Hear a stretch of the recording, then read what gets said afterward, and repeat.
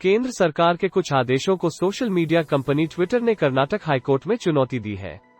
Twitter का आरोप है कि कुछ अफसर कानून का गलत इस्तेमाल कर रहे हैं, लिहाजा कुछ रूल्स का ज्युडिशियल रिव्यू होना चाहिए। कंपनी ने इसके लिए कोर्ट में अपील की है।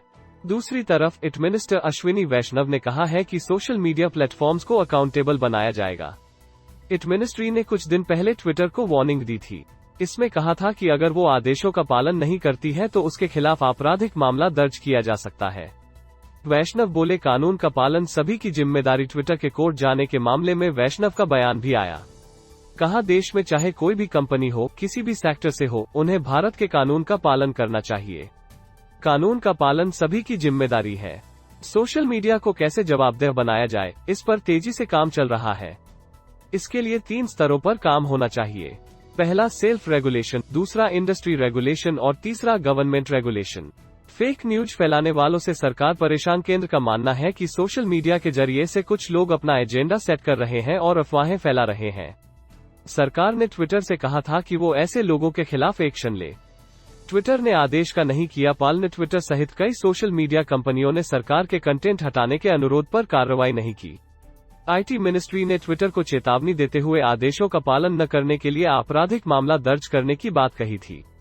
ट्विटर ने इस मामले में अभिव्यक्ति की आजादी का हवाला दिया है। कंपनी का कहना है कि अगर हम किसी भी यूजर के खिलाफ बिना नोटिस के कंटेंट हटाते हैं तो ये यूजर के अधिकार का उल्लंघन होगा। इसके साथ ही ट्विटर ने कहा कि कुछ पोस्ट राजनीतिक दलों के ऑफिशियल ट्विटर हैंडल से पोस्ट किए गए हैं।